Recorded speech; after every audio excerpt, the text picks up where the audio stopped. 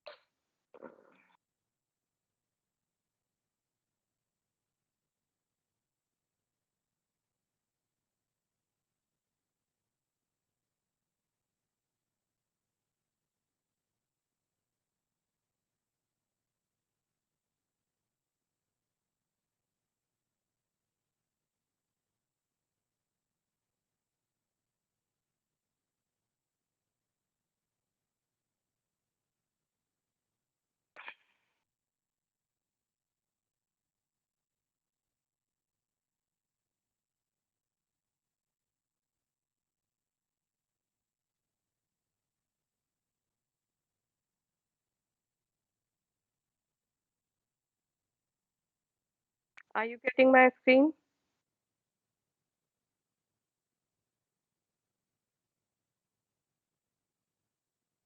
Friends, are you getting my screen? Yes, Yes, ma'am. ma'am. Okay. इस article को go through करेंगे, right? In this article, I have explained certain basic things, very basic fundamentals of the bail. So that will help you in understanding, in getting ki what is bailable offense, what is the object behind the bail, what is the purpose, statutory provision क्या है इसके. The further details we will discover when we cover the bail in unit 2. But here at this stage, you will able to understand after reading this article ki what is the jurisprudence of the bail, what is the fundamental of the bail, what are the provisions which are specifically related with this point. ठीक है? So that will help you. Very small article, not a big one. So you can read it and and it will help you in understanding the basic jurisprudence of the bill, right? मैंने आपको link share कर दिया है। अब मैं आपको next जो point है दैट इज कि बेल जो है in bailable matter it generally said that bailable offenses are those offenses where the punishment is less heinous, ठीक है, and non-bailable offenses are those offenses where the punishment is higher or which are of where the punishment is higher or which are heinous in nature. Next point of difference between the two is bailable offenses are often, not always, often referred can be said they are the non-cognizable one and non-bailable है तो वो cognizable है, but ये cognizable non-cognizable क्या है, that point you will able to understand after some time, give me some time, ठीक है। अब इसके बाद जो नेक्स्ट कीवर्ड था हमारा दैट इज चार्ज, ठीक है। बेलेबल नॉन बेलेबल क्लियर है आप लोगों को? Yes please. तो आपके 5 पॉइंट हो गए हैं डिफरेंस के। Bailable offence is defined in section 2A. It means an offense where the accused has a right to claim bail as a matter of right, whereas non-bailable जो है which is not bailable is non-bailable, and here the court has the discretion to grant the bail. Bailable offense are generally fall under the or they are generally known as simple in nature where the punishment is less grievous, जबकि non bailable जो है here the punishment is higher so they are heinous in nature, right? They are often known as bailable offense non-cognizable, right? Where the accused where the police officer cannot make the arrest, ये मैं अभी बाद में explain करूंगी after defining the cognizable offence. Last point जो है आपको तब अच्छे से क्लियर होगा। ये 5 पॉइंट्स क्लियर हैं आपको डिफरेंस के, तो बेटा प्लीज इसे अच्छे से क्लियर रखिएगा माइंड में। आपको एमसीक्यू बेस्ड पेपर आने के चांसेस ज्यादा है, अभी ऑनलाइन मोड ही चल रहा है, तो इसके ऊपर किसी भी पॉइंट पे आपको पूछा जा सकता है, चॉइस दिया जाएगा, उस पे से आपको देखना होगा, ठीक है। डेफिनेशन पे स्पेसिफिक रहना। 2A में है बेलेबल ऑफेंस, कौन सा शेड्यूल है? फर्स्ट शेड्यूल है। Bailable offence means an offence which where the accused has a right to claim bail as a matter of right. तो इसी पॉइंट के ऊपर मतलब 5-6 तरीके से ऑब्जेक्टिव टाइप क्वेश्चन पूछा जा सकता है, right? Is it fine to you? Any query till now? Yes, class, please. No, ma'am. Okay, now let me move to the next one, that is charge. Charge is defined under section 2B. It includes any head of the charge when the charge contains more heads than one. Anybody who can explain me these words? Are you getting anything out after reading this line, this sentence?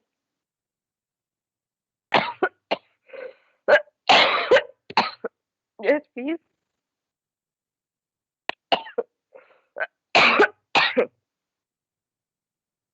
Anybody who can explain?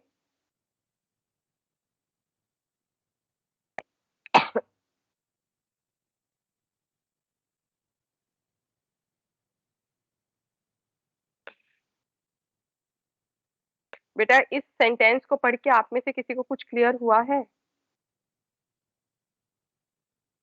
Yes please. Muskan,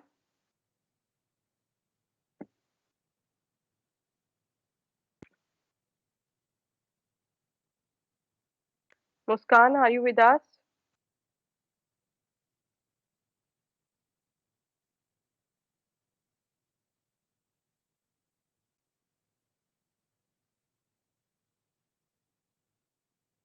What does it mean?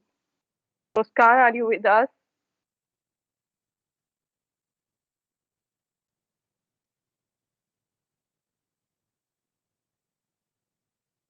Beta, please be participative, be attentive during the class. Harshita, Yes, ma'am. आपको कुछ समझ में आया है इस sentence को बेटा? Ma'am, does charge means accusation? Charge, ये तो ठीक है, आपने बिल्कुल सही बताया, चार्ज मीन्स एक्यूजिशन, बट आपको इस सेंटेंस को पढ़ के कुछ समझ में आया? Includes any head of charge, any head of charge क्या है, या when the charge contain more heads than one, इस सेंटेंस का मतलब क्या है? Ma'am, someone is charged. If I'm accusing someone of theft and there are more than two persons, I'm combining other sections as well. So maybe it's related to that. No? It's related to that, you are right, but इसका literal meaning समझ में आ रहा है कुछ? अगर मैं आपको कहूँ इस सेंटेंस को पढ़ के, जैसे हमें समझ में आया था 2A में या और किसी सेंटेंस में, हमें कुछ डेफिनेशन क्लियर हो रही है कि चार्ज का कहना Ma'am, क्या? हाँ, it means what I am understanding from this line is that whenever someone is accused in more than one charge, so if we just write charge, it means any one of the charge, any one of the accusation, any one of the offenses under which he is being charged. जैसे can you explain it with the help of an example? Ma'am, if somebody is accused of murder and theft, okay, and if we say he is charged, so they are including either of the murder or theft. Though there are two charges, but they're including only one. Is it so so? that is charge. Okay, good attempt, Harshita. But beta, generally you are a law student and you have interpreted in that way, that is wonderful. But generally इस definition को पढ़ के कुछ समझ में नहीं आता, that is the problem, कि चार्ज इंक्लूड्स, अगर इसको आप कंप्लीटली एग्जॉस्टिव डेफिनेशन नहीं है, exhaustive inclusive kind of thing है, आप लोग ये देखोगे तो इंक्लूड्स लिखा हुआ है एक तो वर्ड, ठीक है? या राइट हर्षिता, इंक्लूड्स लिखा है ना बेटा, तो इट मींस इंक्लूसिव डेफिनेशन है। अब any head of charge, any head of charge means कि कोई भी ऑफेंस को, जैसे सपोज किसी ने, जैसे आपने ही एग्जांपल दिया मैम, किसी ने कोई सामान चुराया, actually what he did, he moved one thing, he moved a thing from the possession of a person who is claimed to be the owner of that property, और उसकी कंसेंट के बगैर, without his consent, without his permission, another person just move the property, that is the offence actually what he committed. उसको एक नाम दिया गया theft, right? Yes, ma'am. है ना?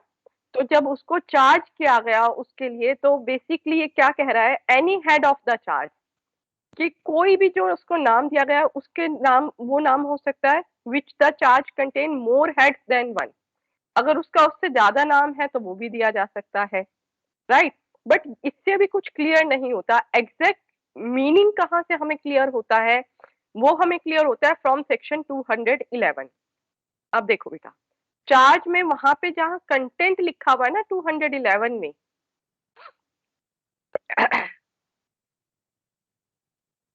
ये देखो कंटेंट ऑफ चार्ज, यहां से हमें समझ में आता है कि बेसिकली चार्ज है क्या, क्या आएगा उसके अंदर, right? Every charge under this code shall state the offence with which the accused is charge.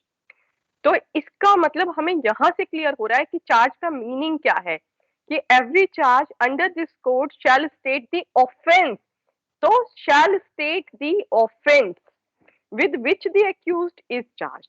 तो और यहीं से हमें पर्पस समझ में आ रहा है कि what is the purpose of framing the charge. The purpose of framing the charge तो हर्षिता ने पहले ही हमें बताया कि मैम बिल्कुल सही था, एक्यूजिशन था, कि एक्यूज्ड को ये बताना कि for what offence he is being charge, और अगर this is also required as a principle of natural justice also, कि किसी भी पर्सन को, you can not be tried, you can not punish a person, you can not be charge, you cannot try a person unless and until the court will explain the charge to the accused, unless and until the court has give clear cut intimation or notice information to the accused about his accusation, ताकि तभी तो वो defence ला पाएगा। Then only, then thereafter only, once he got to know about the accusation, then only he is able to defend himself, right? How many of you are agree with me on this point? Please raise your hand, those who are agree with me. Thank you, Harshita. Only Harshita is agree with me. What about the others?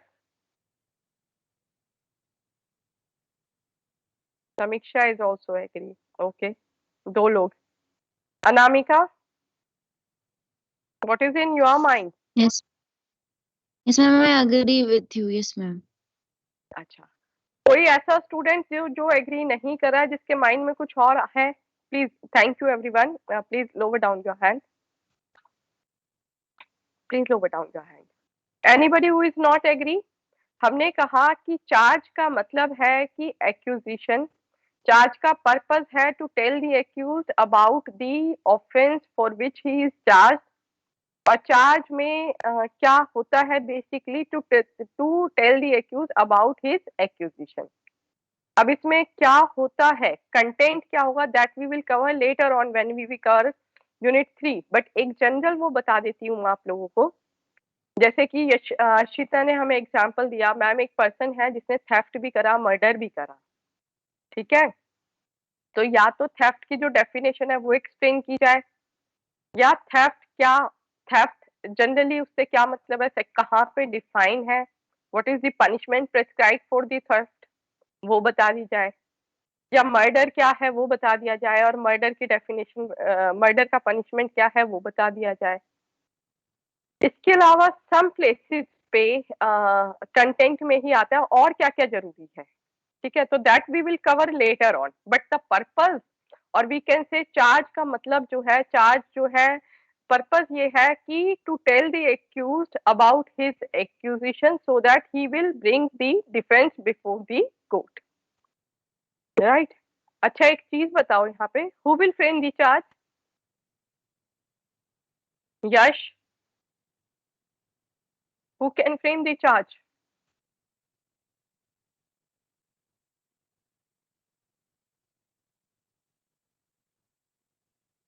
Beta, please be attentive. Yash, next time से जिसका नाम बुलाया जाएगा और वो नहीं बोलेगा तो उसे हम क्लास से बाहर कर दे करेंगे, राइट? आयुष,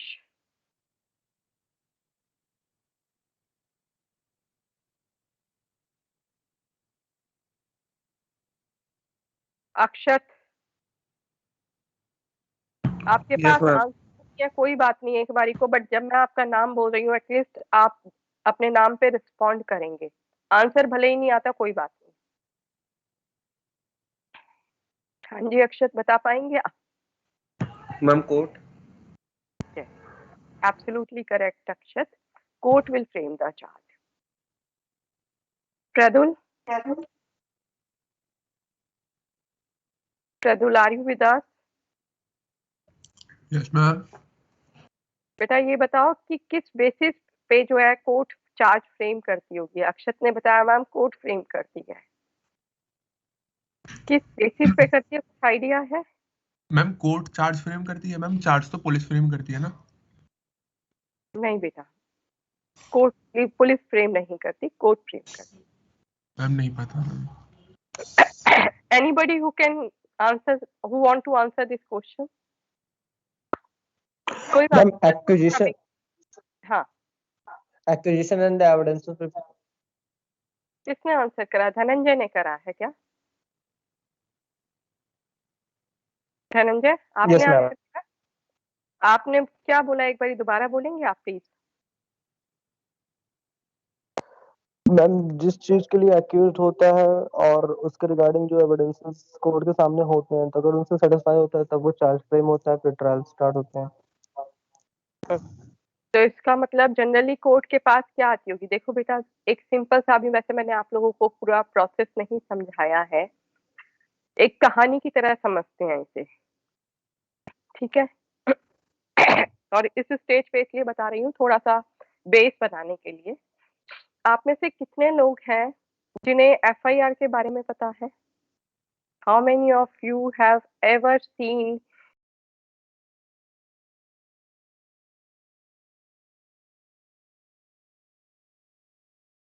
लोगों ने हाथ उठाया? Riya, Pradul and Ayush, Anamika also good, Anamika, Akshat also good good good. अच्छा, अब ये बताओ कि एफआईआर के बारे में काफी लोगों ने सुना है, इसका मतलब ऑलमोस्ट मुझे लगता था कि काफी स्टूडेंट्स ने सुना होगा। तो एफआईआर जो है कहाँ पे लॉन्च होती है, पहले तो ये बताओ, any one of you. Police station में। Police station. पुलिस स्टेशन में क्यों होती है? कि किन ऑफेंस के ऊपर हो सकती है? जैसा किसी भी ऑफेंस के ऊपर हो सकती है। Ma'am cognizable offence. Cognizable offence के लिए हो सकती है। वेरी गुड, ये आंसर जिसने भी कराया बिल्कुल सही कहा है कि cognizable offences are those offences on which the FIR can be lodged and FIR is something which is lodged in the police station. अब यहीं पे मेरा दूसरा क्वेश्चन आ रहा है आपसे, क्या कोर्ट में FIR लॉन्च हो सकती है? No, ma'am, a complaint case, however, can be. Very good Riya, very good.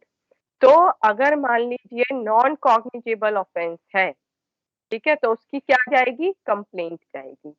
और कंप्लेंट कहाँ जाएगी रिया? मजिस्ट्रेट को जाएगी, कोर्ट को जाएगी,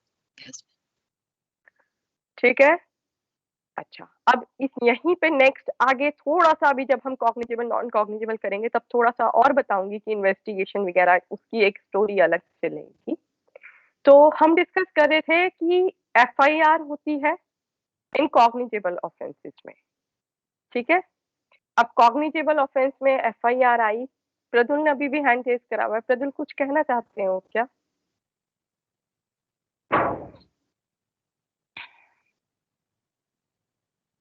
अच्छा, तो कॉग्निजेबल ऑफेंस में एफआईआर आती है। एफआईआर जो है, एफआईआर के बाद क्या होता है?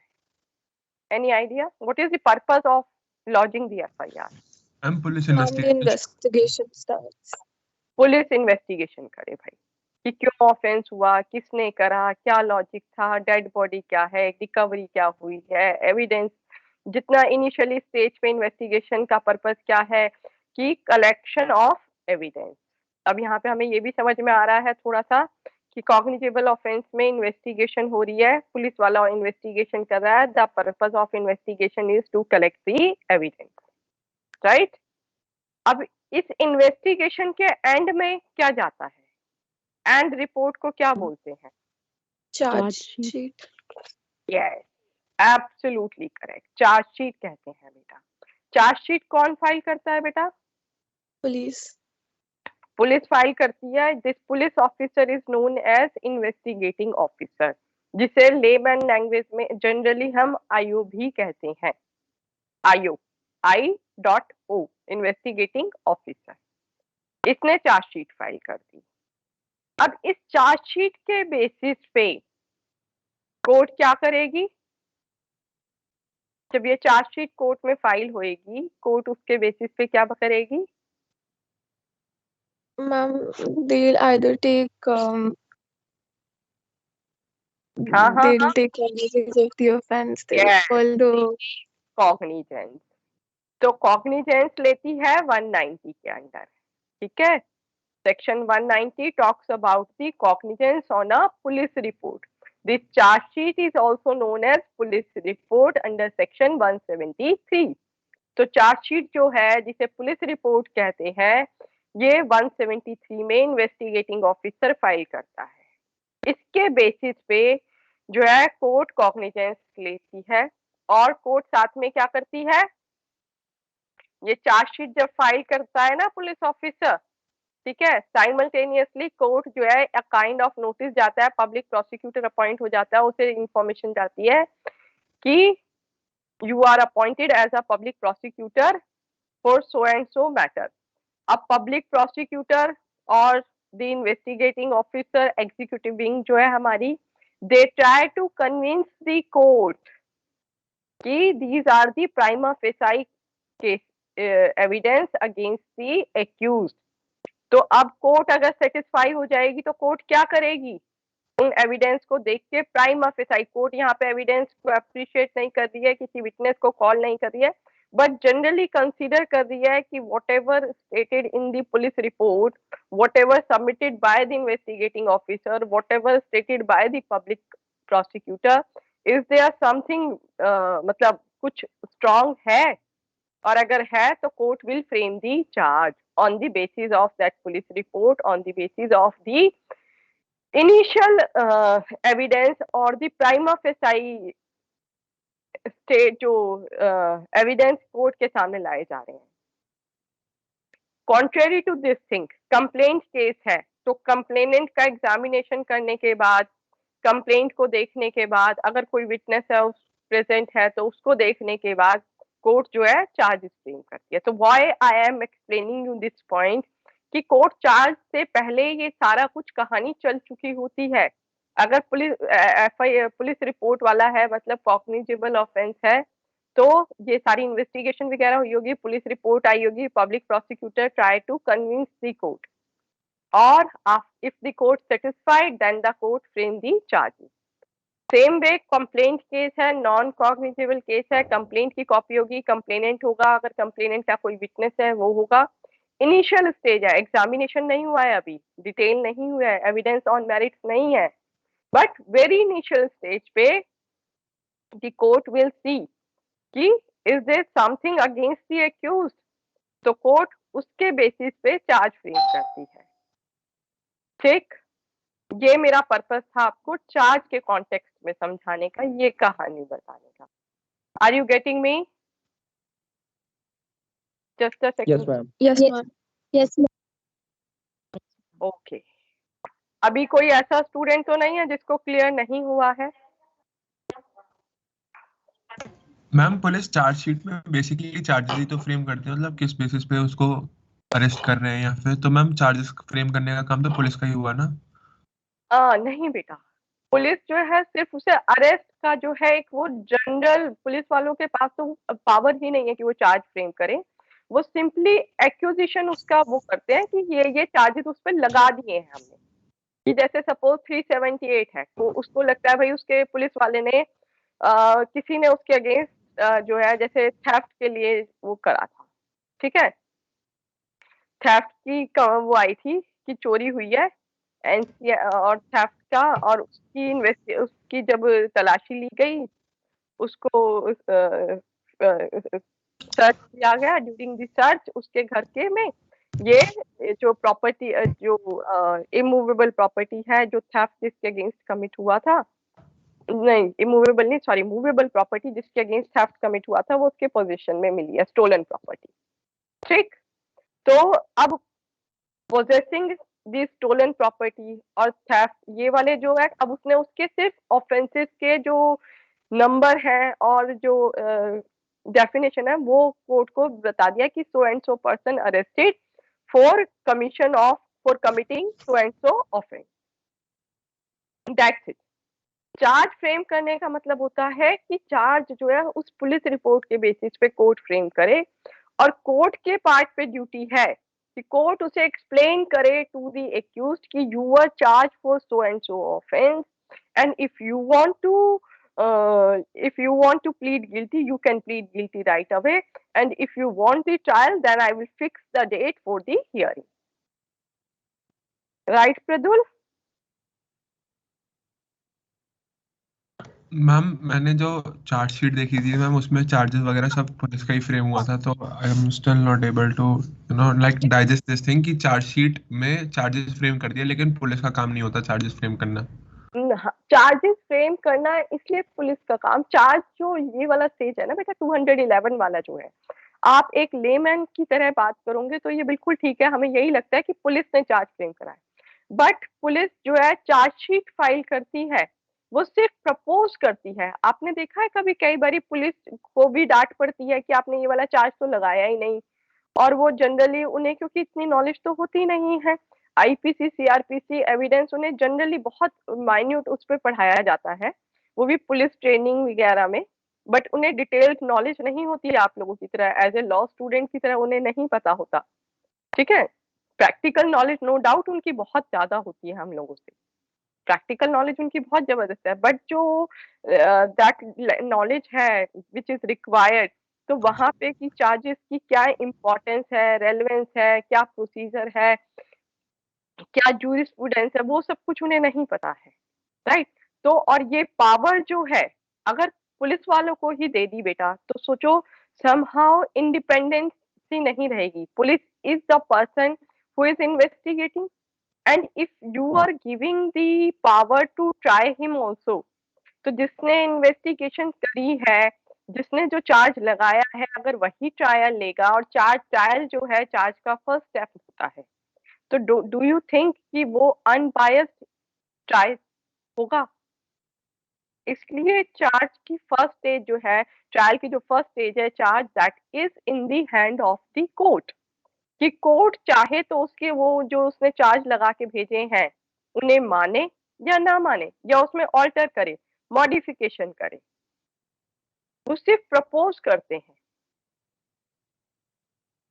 इसीलिए आपने देखा हो जनरली, जैसे 304A ऑफ द आईपीसी क्या है बताओ जरा। मर्डर से रिलेटेड है वो, कन्विक्शन वाला। एक second ma'am, death by negligence. Yes, तो आप लोगों ने देखा हो वो 304A बड़ा जनरली लगा देते हैं।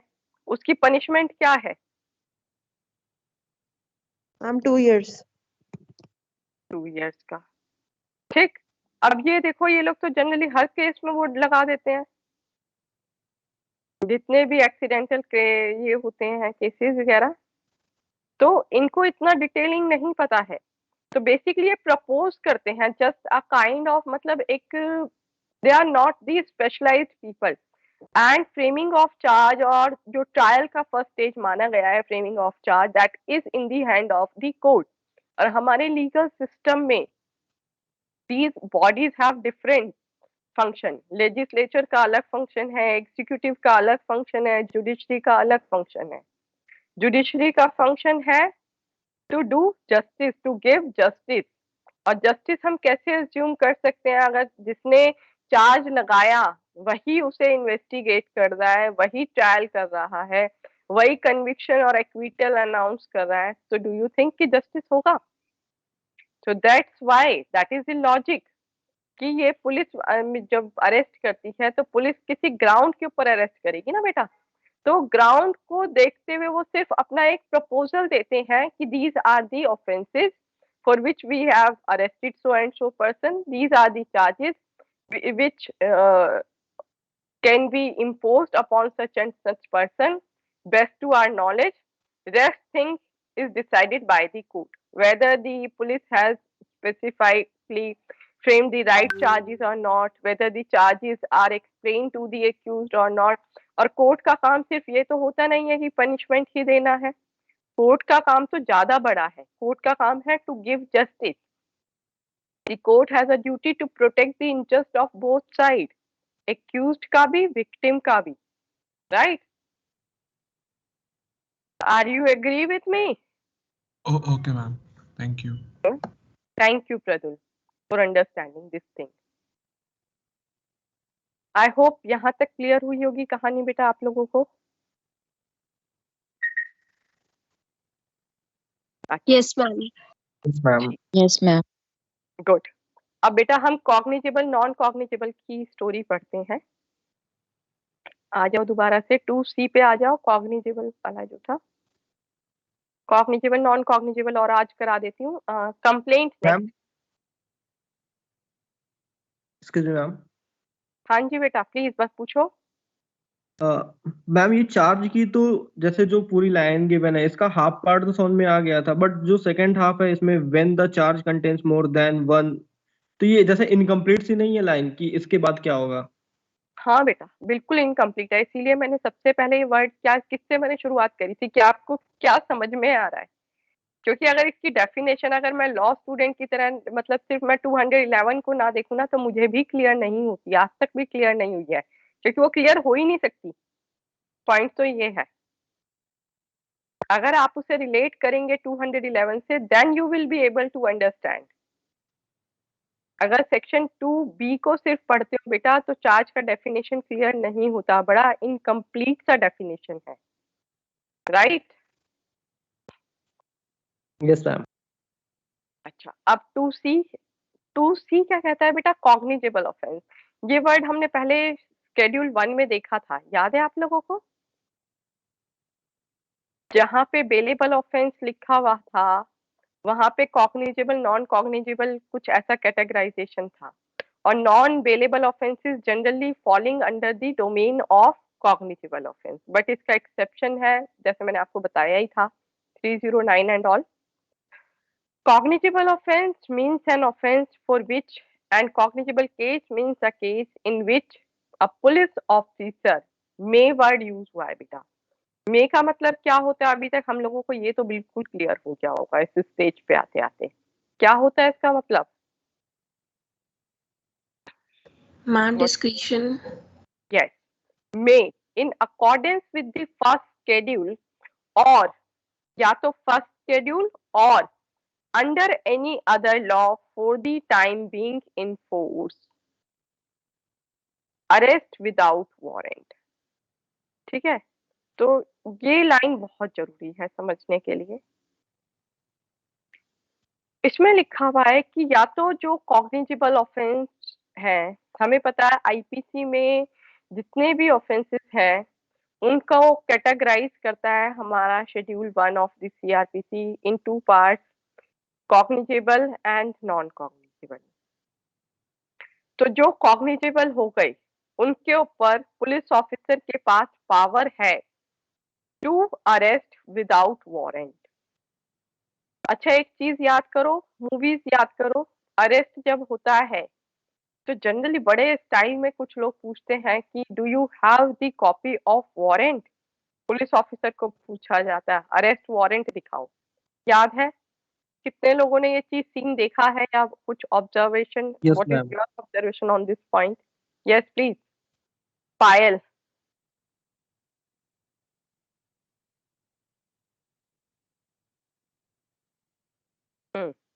गुड। अच्छा बताओ, क्या ऑब्जर्वेशन है? कोई भी एक जना, एक स्टूडेंट बता दो, एक या दो लोग। आप लोगों ने देखा है ना, तो क्या देखते हैं, ऑब्जर्व करा है? Anybody? Ma'am, that without knowing whether that arrest requires a warrant or not, they ask because of popular culture. हाँ, तो बेसिकली इसका मतलब क्या होता होगा? ये वारंट जो होता होगा, अरेस्ट वारंट, इसमें कुछ ऐसा डॉक्यूमेंट तो है, ये तो हमें सबको पता है। इसमें कुछ लिखा हुआ होता होगा, ये बेलेबल है, नॉन बेलेबल है, क्या ऑफेंस है, ऐसा कुछ होता होगा ना। किसको अरेस्ट करने की पावर है, ऑफिसर कौन है जिसके नाम पे अरेस्ट वारंट इशू हुआ है, जो अरेस्ट कर सकता है या कोई भी कर सकता है। बट कॉग्निजेबल केस के केस में क्या है कि विदाउट वारंट भी आप अरेस्ट कर सकते हैं, जबकि जनरल रूल क्या है? अरेस्ट के लिए आपको वारंट चाहिए। बट कॉग्निजेबल ऑफेंस है तो arrest can be made even without warrant. Am I clear till now? Yes, ma'am. Yes, ma'am. Yes ma'am. ठीक है, धनंजय कुछ पूछना चाहता है तभी हैंड रेज करा है। धनंजय? No ma'am. अच्छा ठीक है, चलो। इसका मतलब एक चीज और हो गई बेटा कि नॉन कॉग्निजेबल ऑफेंसेस के लिए police officer can not make arrest without warrant. सही बात बोली मैंने ये? Am I correct? Yes, ma'am. ठीक है। अब नेक्स्ट पॉइंट एक और समझ में आ रहा है, यहाँ पे ये एक लाइन लिखी हुई है बेटा, under any other law for the time being in force. इसका मतलब क्या है? Can anyone of you explain me this point? Ma'am, probably it refers to the offences mentioned in special laws. Yes, it is talking about the special laws as well as any other law which is in force in India and which talks about offences, and for those offences that particular law categorize that offense specifically either incognizable or non cognizable. अगर वहां पे वो law उस offence को cognizable कह रहा है, ठीक है, तो that is considered a cognizable offence, and in that case also the police officer has the power to make an arrest even without a warrant from the magistrate, from the court or from the court, right? दोनों clear है? Yes ma'am. अब इसी के opposite एक word है बेटा, non cognizable one. 2L visible हो रहा है आप लोगों को?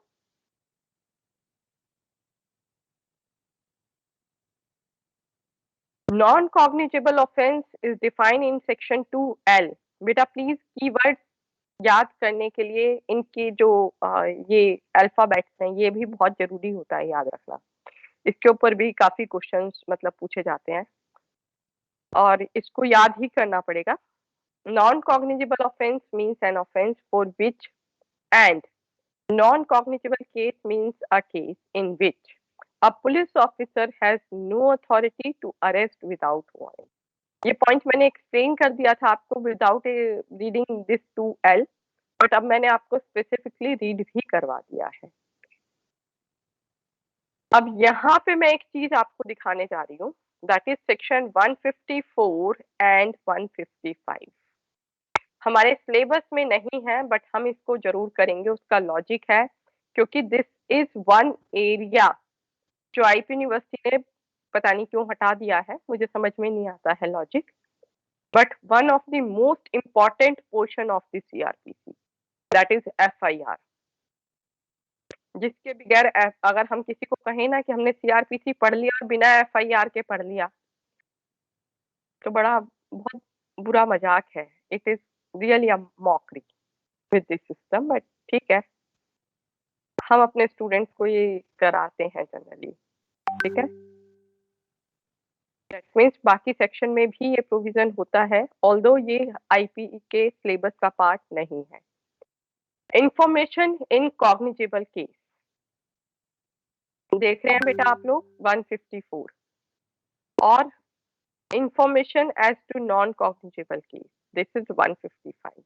ये हम अभी नहीं करेंगे, जब अरेस्ट बेल करा चुकी होंगी तब कराऊंगी, अभी नहीं कराऊंगी, ठीक है। अभी मैं बेस बता रही हूँ, तो ये याद रखिएगा जो इन्वेस्टिगेशन इन कॉग्निजेबल केस है that can be also be made without the permission of the court, जबकि नॉन कॉग्निजेबल केस में इन्वेस्टिगेशन के लिए भी कोर्ट की permission is required. Is it clear to you? बेटा आप लोगों को स्क्रीन विजिबल हो गई थी ना 154 and 155, please mark along with section 2C and 2L, 155 along with 2L and 2C के साथ you please read section 154. It is specifically the one FIR, but FIR is nowhere defined under the CRPC in the definition clause specifically. The section which talks about specifically of the FIR is 154. How the investigation can be done by a police officer in a cognizable offense, that I will explain you after some time. But अभी नहीं, अभी तो मैंने investigation भी नहीं बताया आपको, तो आज के लिए बस इतना ही करेंगे। इन द नेक्स्ट क्लास मैं 2D शुरू करूंगी, that is complaint, and it is my request to all of you, please आप 2D पढ़ के आइएगा, साथ में 200 से 203 पढ़ के आइएगा, आपको थोड़ा अच्छे से क्लियर हो जाएगा। फिर क्लियर है? Let me stop this discussion here only and now ready for your attendance.